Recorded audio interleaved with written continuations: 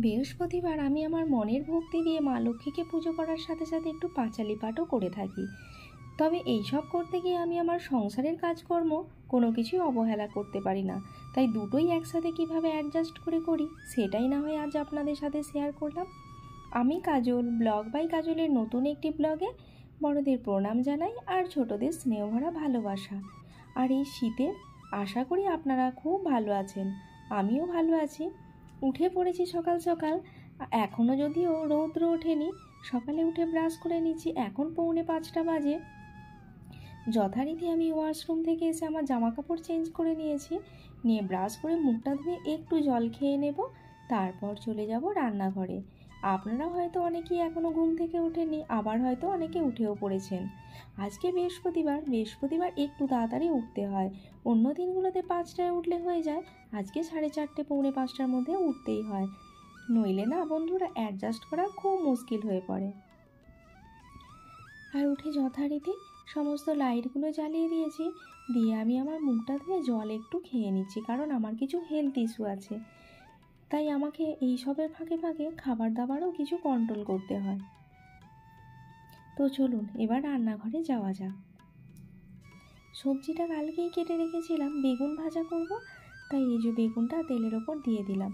আর এখানে মিক্সড সবজি করব, তাই বেবি কর্ন, গাজর, বিনস, আলু অল্প একটু দিয়েছি, দিয়ে সবজিগুলো ভাজতে দিয়ে দিলাম। একটু ফুলকপি দিলে হতো, কিন্তু আজকে জানেন তো বন্ধুরা ফুলকপি বাড়ন্ত। আর এই যে এখানে মশলাটাও করে নিচ্ছি। বৃহস্পতিবার জানেন একটু নিরামিষ করি, সেটা আমার জন্য, ওদের জন্য যদিও ডিম বা মাছ কিছু না কিছু করতেই হয়। আর অল্প একটু পনির কালকে রাতে এটা বানিয়ে রেখেছিলাম, ওটাও একটু ভেজে নিচ্ছি। আজকে জানেন পনিরটা খুব নরম হয়েছিল, তাই একটু ভালো করে ভেজে নিলাম। আর এই যে এখানে ওই মশলাটা রেডি হয়ে গেছে, দিয়ে সবজিটাও বানানো হয়ে গেল।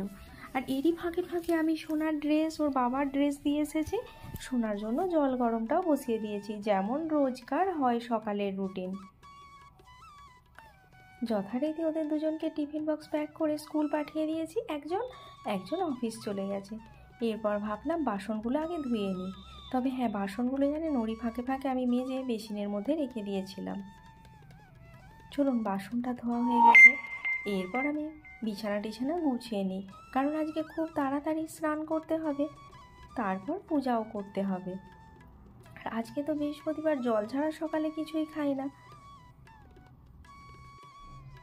আর আজকে দেখেছেন বেশ আকাশটা পরিষ্কার না? আর হ্যাঁ, সোনার এই টেবিলটাও রোজই আমি একটু ধুলোগুলো পরিষ্কার করে দিই, যাতে একদিনে না আমার সংসারে অনেক কাজ জমে ওঠে। তো বৃহস্পতিবারও এর ব্যতিক্রম হয় না। আর এই ডাইনিং টেবিলটাও রোজই আমি মুছে থাকি, যাতে পরিষ্কার থাকে। এগুলোর ফাঁকে ফাঁকে আমি ফ্রিজ থেকে মাছটা বের করে জলে ভিজিয়ে দিয়েছি। আজকে মাত্র 3টে পিস মাছ করব, কারণ সোনা দুটো খাবে, আর ওর বাবা একটা পিসই খাবে বলেছে। আর মাছটা জলের মধ্যে ভিজিয়ে দিয়ে এদিকে ঘরটাও পরিষ্কার করে নিচ্ছি। জানেন তো বন্ধুরা, এইভাবেই আমি রোজই অ্যাডজাস্ট করে কাজগুলো করি, তবে বৃহস্পতিবার একটু তাড়াহুড়ো করে করতে থাকি, আর অনেক ভোর উঠে পড়ি, যাতে না আমি মন ভরে বেশ ভক্তি ভরে পুজোটা করতে পারি, সেই জন্যই। আর কথা বলতে বলতে এখানে মাছগুলো জল ছেড়ে গেছে, তাই এখানে ভাজতে বসিয়ে দিলাম। আর ওই যে সকালে যে বাঁধাকপি সবজিটা বানিয়েছিলাম না, আপনাদের দেখানো হয়নি, ওটা বানিয়ে রেখেছি, ওর মধ্যেই মাছটা দিয়ে দেবো, কারণ ওরা দুজনেই না ওই বাঁধাকপি দিয়ে মাছের ঝোল খেতে ভীষণ পছন্দ করে। আর এই যে এখানে মাছটা ভাজতে দিয়ে ঘরটাও মুছতে চলে এসেছি।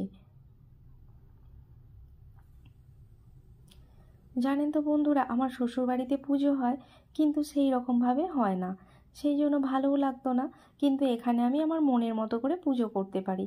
ওখানে জানেন বৃহস্পতিবার যা হোক করে সকালে ওই জামা কাপড় ছেড়েই পুজোর জোগাড় করে দেয়, সেই ঠাকুর ঘরেও কী অবস্থা, ভালো লাগতো না, কিন্তু কিছু বলার নেই, কারণ আমি ওখানে তো দুদিনের অতিথি। তাই এখানে জানেন তো আমি আমার মনের মতো করে বেশ মা লক্ষ্মীকে পুজো করতে পারি। আর কথা বলতে বলতে আমি রেডি হয়ে চলে এসেছি মা লক্ষ্মীকে পুজো করার জন্য। আর আমার তুলসী গাছের ওখানটা মুছতে এসে দেখলাম বেশ রোদ বেরিয়েছে, আকাশটা বেশ ভালো লাগছে, মনে হলো আপনাদের সাথে শেয়ার করি। আর এই যে এখানে সমস্ত দেবদেবীকে নামিয়ে ওনাদের সবাইকে মুছে স্নান করিয়ে আবার কাপড়টা পাল্টে এখানে আবার নতুন করে প্রতিষ্ঠা করে দেব। আর তারপরে একটু পাঁচালি পাঠ করে ভগবানকে মনের ভক্তি ভরে বেশ কয়েকটা ফুল নিবেদন করে আর অল্প একটু খাবার দাবার দিয়ে আর শঙ্খ বাজিয়ে ব্যাস আমার পুজো আজকের মতো হয়ে যাবে।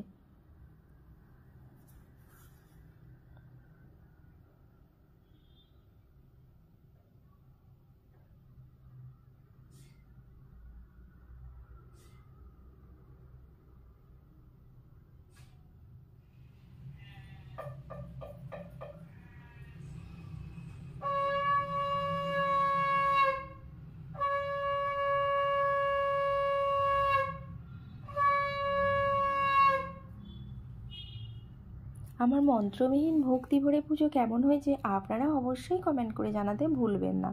তারপরে একটু রেস্ট নিয়েছিলাম। এখন ওই 2টো মতো বাজে।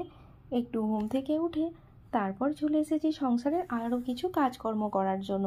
কারণ ওই 3টে নাগাদ সোনাকে আনতে যায় না, তারই ফাঁকে যেইটুকু করে রেখে যাওয়া যায় ততটাই সুবিধা। তাহলে সোনাকে এসে পড়তে বসাতে পারি, আর আমার বাচ্চারাও আসে, ওদেরও পড়ার সুবিধা হয়।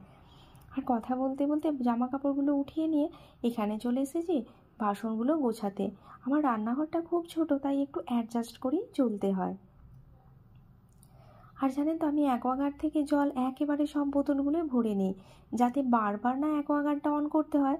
এইতে ইলেকট্রিসিটিও অনেকটা কম পড়ে, আর অ্যাকোয়াগার্ডটাও ভালো থাকে। তারপরে এই যে আটা মাখাতে চলে এসেছি, আমি গরম জল দিয়ে আটা মাখি। কেন মাখি আর কিভাবে মাখি আপনাদের অবশ্যই একদিন জানিয়ে দেব।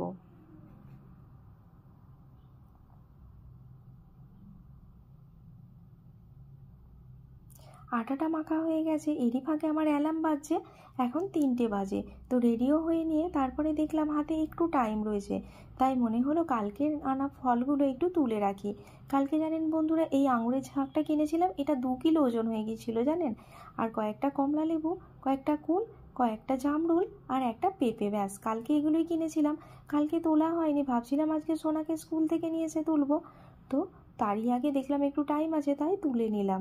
আর একটা কুলও আমি খেয়ে নিলাম, নিয়ে সোনাকে আনতে যাওয়ার জন্য রেডি হয়ে গেছি। রেডি হয়েও দেখলাম একটু টাইম আছে, তাই জামা কাপড়গুলো মনে হলো একটু গুছিয়ে রেখে যাই, তাই গুছিয়েও নিচ্ছি। তারপর চলে যাব সোনাকে আনতে। সোনাকে আনার পর আজকে আর ভিডিও মনে হয় হবে না, কারণ ফোনটা সোনাকে দিতে হবে ওর পড়ার জন্য। তো চলুন এইভাবেই অ্যাডজাস্ট করে চলি। আর আজকের ভিডিওটি কেমন হয়েছে আপনারা কমেন্ট করে জানাতে ভুলবেন না। আর আপনারা সবাই শারীরিক আর মানসিক দিক থেকে সুস্থ থাকবেন, এটুকুই কামনা করি। আবারও বলছি, আমার চ্যানেলে যদি আপনি নতুন হয়ে থাকেন, চ্যানেলটি সাবস্ক্রাইব করে আমার পরিবারের একজন সদস্য হতেই পারেন। তো আজকের মতো বাই বাই বন্ধুরা, দেখা হবে আগামীকাল অন্য একটি ব্লগ নিয়ে। ততক্ষণ বাই বাই।